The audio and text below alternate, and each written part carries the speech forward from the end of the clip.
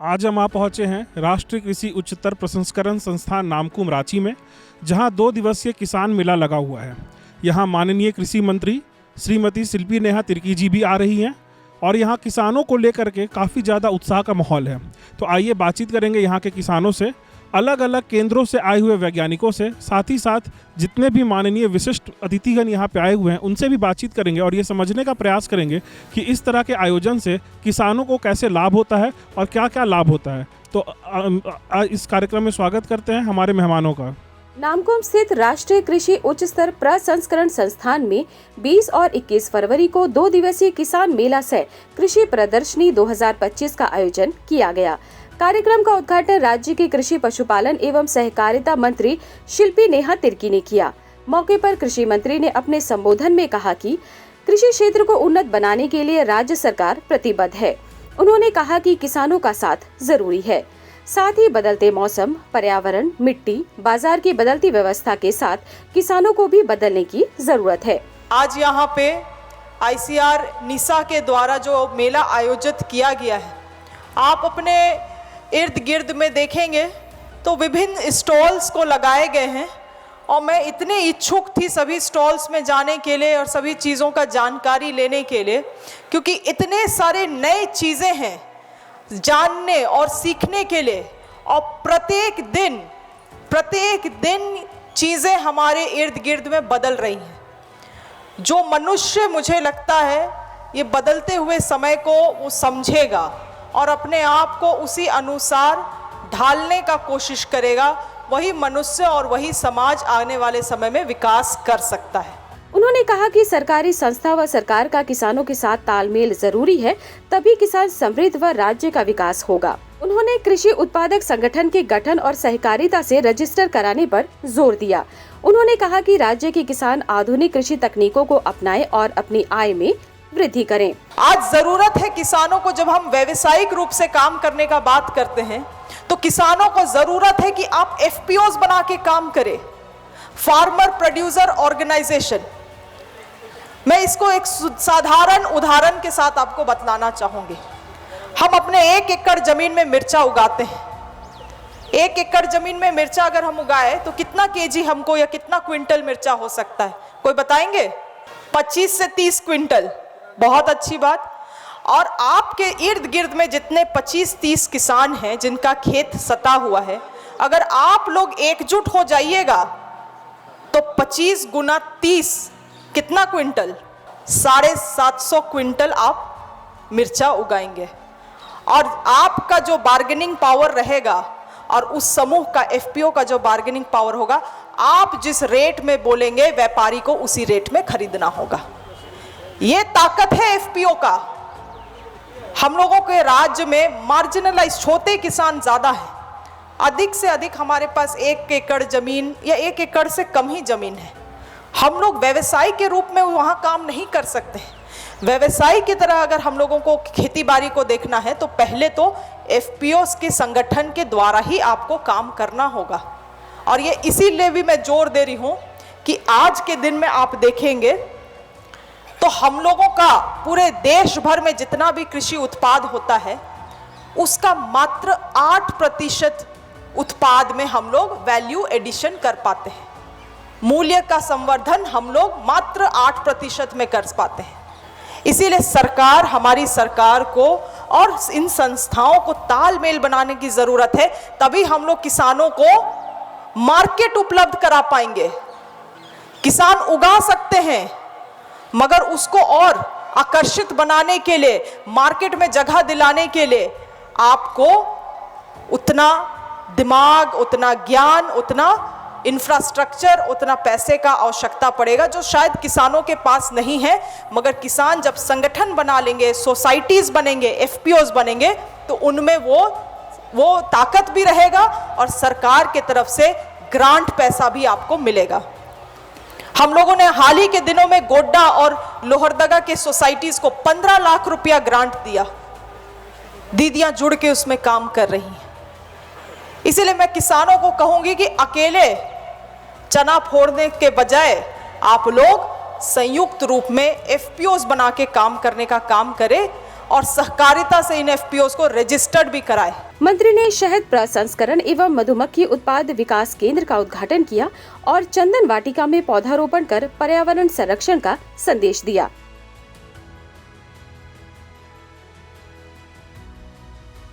मौके पर कृषि मंत्री ने विभिन्न स्टॉलों का अवलोकन कर किसान व कृषि उद्यमियों तथा विशेषज्ञों से संवाद किया। उन्होंने कहा कि राज्य के किसान 90% भूमि में सिर्फ धान की खेती करते हैं। किसान कृषि उत्पादकों का वाणिज्यीकरण करें ताकि उन्हें ज्यादा से ज्यादा लाभ मिल सके। कृषि मंत्री ने विशेष रूप से मिर्च की खेती को एक लाभकारी व्यवसाय बताया और किसानों को उसके व्यावसायिक उत्पादन के लिए प्रोत्साहित किया। निश्चित रूप से ये झारखंड राज्य है और यहाँ पे हम लोग पारंपरिक तरीके से खेती बाड़ी करते हैं, पारंपरिक तरीके से, और यही कारण है कि आज मेरे घर परिवार में भी मेरा जो खेत है, हम लोग वहाँ जो धान उगाते हैं, अगर धान नहीं, ऐसा जरूरी नहीं है कि जिस साल धान नहीं उगाएंगे तो नहीं खा सकते हैं, मगर मेरे परिवार वाले लोग जब तक अपना खेत में धान लहराते हुए नहीं देखेगा उसको सुकून नहीं मिलता है। इसीलिए कारण है कि हम लोग केवल धान धान और धान उगा रहे हैं। आज जो पूरा राज्य में जितना जमीन है हम लोगों को, कृषि जमीन है, उसमें 90% से भी अधिक हम लोग धान उगाते हैं। मगर हम जैसे कहे, समय बदल रहा है, धान के लिए पानी की ज़्यादा आवश्यकता पड़ता है, मौसम साथ नहीं देता है। ऐसे बदलते हुए समय में हम लोगों को नए चीज़ों की ओर भी बढ़ने की आवश्यकता है। विशिष्ट अतिथि हिजरी विधायक राजेश कच्छप ने कहा कि राज्य के लोगों में कृषि के प्रति स्वाभाविक रुचि है। उन्होंने कहा कि लाख की खेती को मनरेगा से जोड़ने से किसानों की आमदनी बढ़ेगी। उन्हें व्यवसायिक खेती करने की जरूरत है। हमारे ओरमान जी के उन्नत किसान ये लाह के बारे में बात कर रहे थे, तो मैंने कहा कि लाह और मनरेगा, किसान और मनरेगा दोनों बड़ा संस्थान है, दोनों के पास में सरकार का भी स्कीम है और किसान भी लेना चाहते हैं। अगर आप लाह के साथ में मनरेगा को अगर आप जोड़ दीजिएगा और जो सहूलियत अगर किसान को दे दीजिएगा, तो जैसे बहुत सारे किसानों के पास में बैर का पेड़ नहीं है, कुसुम नहीं है या पेड़ नहीं है, अगर वो सिमिया लता में अभी क्या इसका प्रॉफिट है ये तो किसान भाइयों से ही पूछने पर पता चलेगा। लेकिन सिमिया लता जैसे जो पौधों को हम मनरेगा के तहत जोड़ करके इसको हम प्रोत्साहित कर सकते हैं, तो मुझे लगता है कि थोड़ी आमदनी किसानों की और थोड़ा बढ़ेगी।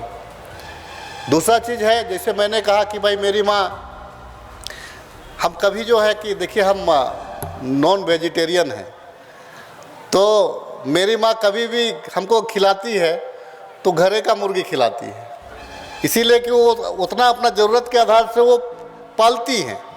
लेकिन अगर उसको हम अगर कॉमर्शियल अगर हम कर दें तो हमको लगता है कि हमको आमदनी भी होगा। वो तो मेरे सिर्फ परिवार के लिए। तो मैं कहना ये चाहता हूँ कि अगर आपके पास में 5 एकड़ खेत है, तकरीबन 1 एकड़ से ज़्यादा किसानों के पास में खेत है, ताड़ है, लेकिन हम आज भी ईश्वर के भरोसे, मौसम के भरोसे ही ज़्यादातर किसान हम डिपेंड हैं। हम अगर अपने ही खेत में जहाँ पे आलू लगा रहे हैं, प्याज लगा रहे हैं या अन्य खेती हम कर रहे हैं, उसी के बगल में अगर हमको पपीता भी लगाना हो तो 1000 की संख्या में हम लगाएं, ताकि मार्केट आपके पास स्वतः चले आए, बाजार आपके पास जाए। झारखंड सरकार कृषि पशुपालन एवं सहकारिता विभाग के सचिव अबू बकर सिद्दीकी पी ने कृषि क्षेत्र के सतत विकास के लिए सरकार की योजनाओं पर प्रकाश डाला। उन्होंने कहा कि राज्य के विकास में कृषि की महत्वपूर्ण भूमिका है। कृषि के विकास के लिए जमीन, पानी, उन्नत बीज, वैज्ञानिक विधि, तकनीक एवं सही बाजार की जानकारी जरूरी है। हम लोग सभी लोग जानते हैं agriculture is the oldest culture है। हमारा जो जब से सिविलाइजेशनल हिस्ट्री है तब से एग्रीकल्चर है। मॉडर्न ह्यूमन हिस्ट्री में जब से हिस्ट्री शुरुआत होता है तब से एग्रीकल्चर साथ में है। बिना एग्रीकल्चर से कोई भी आदमी एक भी दिन सोच भी नहीं सकता है, क्योंकि जब तक आदमी खाना खाएगा तो कभी ज़िंदा रह ही नहीं सकता है। इसलिए जितना भी दुनिया आगे बढ़े, एग्रीकल्चर का कोई रिप्लेसमेंट कभी नहीं हो सकता है। हमारा राज्य में भी, हमारा देश में भी एक देश एग्रीकल्चर प्रधान राज्य है। आज भी हमारा देश में लगभग 18 से 19% GDP में हमारा एग्रीकल्चर का योगदान है। हमारे झारखंड राज्य में भी अच्छा योगदान है। लगभग 60-70% एम्प्लॉयमेंट भी इसी क्षेत्र से लोगों को मिलता है। इसलिए इस राज्य के विकास के दृष्टिकोण से, हमारे इकोनॉमी के दृष्टिकोण से भी एग्रीकल्चर काफ़ी इम्पोर्टेंट है। कार्यक्रम की अध्यक्षता करते हुए भारतीय कृषि अनुसंधान परिषद राष्ट्रीय कृषि उच्च स्तर प्रसंस्करण संस्थान के निदेशक डॉक्टर अभिजीत कर ने संस्थान की गतिविधियों, उपलब्धियों और प्रशिक्षण से जुड़े कार्यों की जानकारी दी। ये आयोजन जो किसान मेला का किया गया इस बार, मैं उसका संयोजक था और इसको कार्यक्रम करने के पीछे उद्देश्य यही था कि किसान जो पारंपरिक खेती करते हैं उससे उनकी आमदनी उतनी अच्छी नहीं होती है। तो हम लोग का ये प्रयास है कि कैसे वो वैल्यू एडेड प्रोडक्ट की तरफ जाए, या फिर जो उनका प्रोड्यूस खेतों में करते हैं कम से कम नष्ट हो और ज़्यादा से ज़्यादा उसका सदुपयोग हो। तो इसको कहते हैं जीरो वेस्ट कल्टीवेशन, या इसको सर्कुलर एग्रीकल्चर कहते हैं। तो अभी जो है भारत सरकार का जो ये ध्येय है कि हम किसानों के उत्पाद का ज़्यादा से ज़्यादा वैल्यू दें, उसके लिए हम लोग सर्कुलर एग्रीकल्चर पे भी काम कर रहे हैं। तो उसमें लाह भी एक है ऐसा कि लाह के हर चीज़ का हम कैसे वैल्यू एडिट करें ताकि उसको मार्केट में ज़्यादा प्राइस मिले। अभी हम लोग लाह को बढ़ाने के लिए हम लोग लैग इंटीग्रेटेड फार्मिंग सिस्टम कर रहे हैं। इसका मतलब हुआ कि हम एक छोटे से ज़मीन पे हम लाह की खेती भी कर रहे हैं, प्लस जो हाई वैल्यू क्रॉप होता है जैसे आपका स्ट्रॉबेरी है या इस तरह का जो भी हाई वैल्यू क्रॉप है उसको भी लगाते हैं। तो हम जो हाई वैल्यू क्रॉप को जो सिंचाई देते हैं वो लाख पौधों को भी मिलता है, हमारे लाभ पोषक पौधों को भी, और एक छोटी सी इकाई से किसानों को कई ज़्यादा गुना मुनाफा होता है। तो उद्देश्य मेला का यही है कि हम किसानों को आमदनी कैसे बढ़ाएं पारंपरिक खेती से हट के, चाहे वो ऑर्गेनिक खेती की तरफ हो, वैल्यू एडेड प्रोडक्ट की तरफ हो। यही हम लोग का उद्देश्य है मेला का। किसान मेला से कृषि प्रदर्शनी 2025 में लगभग 1500 किसानों, कृषि वैज्ञानिकों, उद्यमियों और कृषि से जुड़े विभिन्न संगठनों के प्रतिनिधियों ने हिस्सा लिया। प्रदर्शनी में उन्नत कृषि यंत्रों, जैविक उर्वरकों, नवीनतम कृषि अनुसंधानों और सरकारी योजनाओं से संबंधित कई स्टॉल लगाए गए, जिसमें किसानों ने कृषि को बेहतर बनाने के लिए जानकारियां हासिल की। कृषि विज्ञान केंद्र खूंटी जनपद के किसानों के लाभ के लिए काम करता है, उनके विकास के लिए काम करता है, जहां पे हम विभिन्न प्रजातियों का उनके प्रयोगात्मक दृष्टि से आकलन करके किसानों को उसकी अनुशंसा करते हैं और किसानों के क्षेत्र तक पहुंचाते हैं। विभिन्न प्रकार की कृषि से संबंधित जितनी तकनीक है, चाहे वो पशुपालन की है, चाहे खाद्यान्न फसलों की है, चाहे मधुमक्खी पालन की है, मशरूम उत्पादन की है, फलों की है, सब्जियों की, सारी चीज़ों के उत्पादन को बढ़ाने के लिए कृषि की तकनीक सहयोग के लिए कृषि विज्ञान केंद्र प्रतिबद्ध है और हम लोग किसानों तक ये चीज़ें पहुँचा रहे हैं। हम लोग लाह के ट्रेनिंग के लिए हम लोग खूंटी चले गए हैं। खूंटी से अभी हम लोग भ्रमण में यहाँ आए हैं, किसान मेला अभी आए हैं। तो यहाँ पे घूमे तो यहाँ देख रहे हैं स्टॉल, बड़े बड़े स्टॉल लगे हुए हैं। हम लोग खास करके फोकस का भी कर रहे हैं कि कृषि का जितना भी स्टॉल लगे हैं वो स्टॉल में हम लोग घूम घूम के देख रहे हैं कि क्या ले जाने के लायक है, क्या नहीं ले जाने के लायक है। जो ज़रूरतमंद है उनसे कांटेक्ट भी कर रहे हैं और संपर्क करने का कोशिश कर रहे हैं। टर्निंग के लिए आए तो टर्निंग 2 दिन हुआ और यहाँ नामकुम ले आया मेला घूमने के लिए। यहाँ बहुत सारा देखें, बुद्धि सीखें ऐसा, और हम लोग सीखने के लिए आए हैं। हमारा केंद्र का स्थापना 1949 में हुआ था, जब बिहार और झारखंड दोनों एक ही थे। तब से हमारा केंद्र लगातार आलू पर अनुसंधान करते जा रहा है। अब तक हम लोग 76 वैरायटीज़ आलू के निकाल चुके हैं, लेकिन हमारे किसानों के बीच में जो नई नई वैरायटीज़ आ रही हैं वो अभी तक पहुंच नहीं पाई हैं। और ये एक प्लेटफार्म होता है, जो भी किसान मेला वगैरह जो गैदरिंग हो रही है हम लोग के लिए भी सुविधाजनक है कि बहुत सारे किसान अचानक हमारे पास आ जाते हैं और हम उनको अपनी बात पहुंचा सकते हैं, अपनी वैरायटी दिखा सकते हैं। जैसे आप देखें इस मेला में विभिन्न क्षेत्रों में कार्यरत कृषि विभाग केंद्रों की ओर से भी स्टॉल लगाए गए, जहां कृषि वैज्ञानिकों, विशेषज्ञों और प्रतिनिधियों ने कृषि से जुड़ी कई तरह की जानकारियां साझा की। यहाँ पे किसानों का जो प्रदर्शनी लगा है, इसमें बहुत तरह की वेराइटियाँ आई है, बहुत सारे तकनीक आए हैं, जिसको किसान अगर देखते हैं तो अपने खेत में प्रयोग करेंगे और बहुत लाभान्वित होंगे।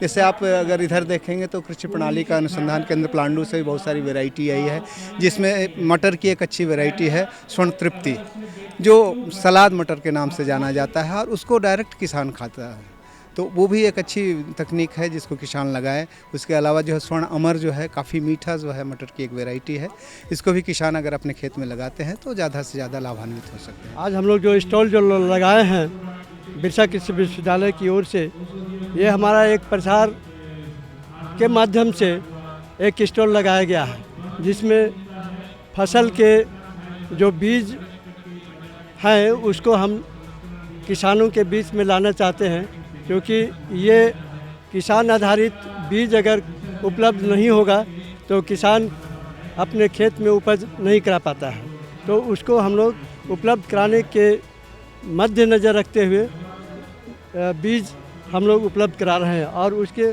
कई पहलू हैं जो हमारे बुकलेट में भी डिस्प्ले हम लोग किए हैं।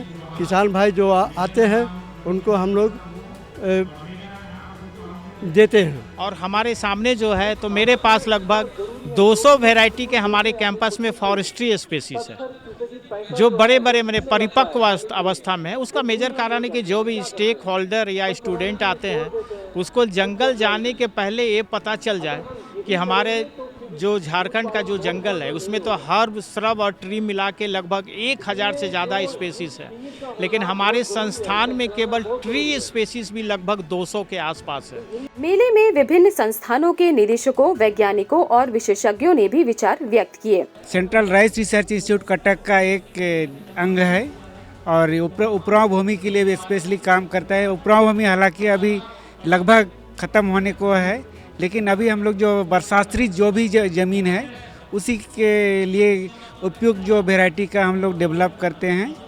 और ये आप देख रहे हैं, ये कई सारी वैरायटी है जो कि हमारा उपराव भूमि के लिए उपयुक्त है। उसके साथ साथ जो दोन वाला भूमि है, 1 नंबर 2 नंबर, उसके लिए भी उपयुक्त है। तो ये आप जिसमें जितना भी हम वैरायटी डेवलप करते हैं, कम से कम ड्राउट रेसिस्टेंट हो, मतलब सूखा रोधी सहन शक्ति क्षमता हो, और जो बहुत सारे कीड़े मकोड़े का जो है प्रतिरोधक क्षमता हो, उस तरह से हम लोग ये जितना भी वैरायटी डेवलप करते हैं उसमें ये ऑलरेडी इंक्लूड रहता है। किसानों के जानकारी के लिए बहुत ही ज़रूरी है, ताकि किसान यहाँ अलग अलग राज्य सरकार की संस्थाएं हैं, केंद्र सरकार की संस्थाएं हैं, वो क्या क्या कार्य कर रही है वो किसान देख करके उनको एक्सपोजर मिलेगा इससे, और फिर अपने गांव में, अपने खेत में, फील्ड में जाकर के वो काम करेंगे। इससे उनका आय सृजन होगा, रोज़गार उनको मिलेगा। इसलिए यह बहुत ही महत्वपूर्ण ये है कि किसान मेला है। किसानों को आना चाहिए, उन्हें यहाँ नई नई जानकारियाँ मिलेगी। देखेंगे आपके हर सेक्टर में कोकुन का है, बांस के लिए कहीं ये लगा हुआ है, स्टॉल लगा हुआ है। एक हमारा सिद्धू कान्हू कृषि एवं वनोपज राज्य सहकारी संघ है, जो कि कृषि एवं वनोपज के क्षेत्र में कार्य कर रहा है। वो अभी लाह के सेक्टर में भी कार्य कर रहा है, कोकुन के लिए भी कार्य कर रहा है वो। इसके अलावा वनोपज के सेक्टर में मिलेट्स में भी कार्य करने का ये है, प्रोसेसिंग यूनिट भी लगाना है। हम लोग यहाँ मेनली आए हैं, जो हम लोग का टेक्नोलॉजी है और जो प्रोसेस्ड और वैल्यू एडेड प्रोडक्ट है उसके बारे में लोगों को जानकारी देने आए हैं, किसानों को जानकारी देने आए हैं। जैसा कि अभी का समय है, अभी के समय में अगर आप सीधे किसी फल को बेचते हैं या सीधे किसी सब्जी को बेचते हैं तो सही मात्रा में उसका दाम नहीं मिलता है किसानों को, लेकिन उसी का अगर वैल्यू एडिशन कर दिया जाए, प्रोसेस प्रोडक्ट बनाए जिससे उनकी आय में वृद्धि हो। कार्यक्रम में किसान एवं कृषि उद्यमियों ने भी अपने अनुभव साझा किए। किसान प्रभाकर कुमार ने मशरूम की खेती के तरीकों और लाभ से जुड़े अनुभवों की जानकारी साझा की। अभी हम ये आपका किसान मेला नामकुम में अभी हम लोगों का स्टॉल है। मशरूम से उत्पादित जितनी सामग्री है वो हम लोगों ने लगाया है कि किसान इसको देख के कुछ सीखे, कि मशरूम का मान लेते हैं कि क्या क्या सामग्री बन सकता है। अभी हम लोगों ने जैसे मान लीजिए मशरूम का पेड़ा, मशरूम का अचार, मशरूम का बरी, मशरूम का लड्डू, ये सब सारी सामग्री है। तो ये एक अच्छा है ताकि इससे किसान लोग जाने, समझे और इसको उगाए और इससे उत्पादित फल का बनाने का विधि भी सीखे और बनाए और हम लोग को बेचे या मार्केट में बेचे। किसान मेला से कृषि प्रदर्शनी में मीरा देवी, रजनी टोप्पो एवं विकास कुमार चौधरी सहित कई किसानों को खेती किसानी के क्षेत्र में उत्कृष्ट काम करने के लिए पुरस्कृत किया गया। नर्सरी करती हूँ, उसी के लिए आज मुझे उत्कृष्ट पुरस्कार मिला। यहाँ आके मुझे बहुत खुशी हो रही है कि मुझे यह पुरस्कार मिला और यहाँ मुझे बहुत कुछ देख करके भी सीखने को मिला है। यहाँ पर हमको कृषि विज्ञान केंद्र खूंटी की तरफ से आए हैं और बांस का प्रोडक्ट बनाते हैं, अलग अलग विभिन्न प्रकार की, और ट्रेनिंग भी देते हैं बाहर। वो खुशी है, इज्जत मिलती है, नाम कमाते हैं, पहचान बढ़ती है, बहुत अच्छा लगता है हमको। और मैं मुर्गी पालन करती हूँ। मैंने 200 मुर्गी से इसका शुरुआत किया था और अभी मेरे पास 8000 मुर्गियों का फार्म है और इसी संबंध में मुझे आज यहाँ पुरस्कार जी बहुत गर्व महसूस हो रहा है। मैंने कभी नहीं सोचा था कि ये मुझे मिलेगा, आज बहुत अच्छा लग रहा है। हम लोग पोल्ट्री इंक्यूबेटर हैचरी बनाते हैं जिससे कि आम किसान जो आज तक मुर्गी पालन से कोई आय अर्जित नहीं कर पाया है, वो 100, 200, 500, 1000 अंडे का फुली ऑटोमेटिक सोलर चलित स्वचालित मशीन यूज़ करके और पोल्ट्री फार्मिंग से भी अच्छा आय अर्जित कर सकता है। गांव में देसी मुर्गी का उत्पाद बढ़ाए, कड़कनाथ का उत्पाद बढ़ाए, बत्तख का बढ़ाए और इस तरह से हर एक घर ये पद्धति से जुड़ा हुआ है। उसको बहुत ज़्यादा सिखाने का ज़रूरत नहीं है, बस एक रास्ता दिखाना है। और लगभग मैं 100 से ज़्यादा किसानों को इस व्यवसाय से जोड़ करके उनको सेल्फ डिपेंडेंट एंटरप्रेन्योर डेवलप कर चुका हूँ।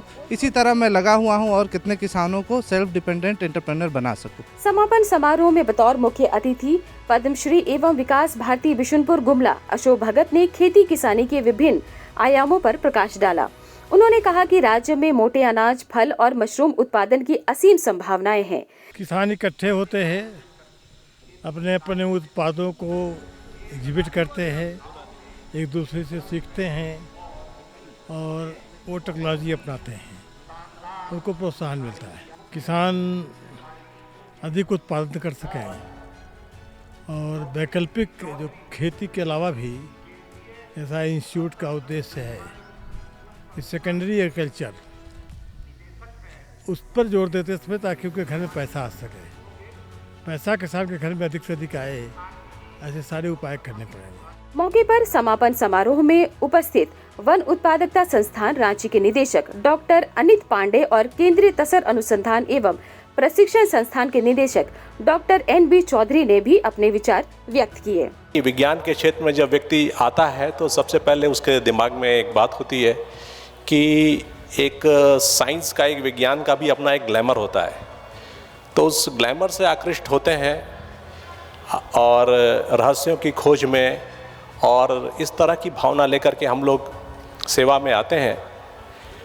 पर कुछ वर्ष बीतने के बाद हमें एहसास होता है कि अगर हमारे काम का असर समाज पे नहीं हो रहा है या हम समाज के उत्थान के लिए कार्य नहीं कर पा रहे हैं तो कहीं ना कहीं हमें जो अपने शोध से डिससेटिस्फैक्शन होता है और तब वैज्ञानिक ज़्यादातर जो सामाजिक महत्व के जो रिसर्च प्रॉब्लम्स हैं उन पर काम करना शुरू करता है और उसमें जो उसे सफलता मिलती है वो जब उसके एंड यूज़र्स के पास पहुंचती है तो जो उसे संतोष होता है, जो एक कृतज्ञता का भाव होता है और तभी वो अपने व्यवसाय को, अपनी व्यावसायिक जीवन को सफल मानता है।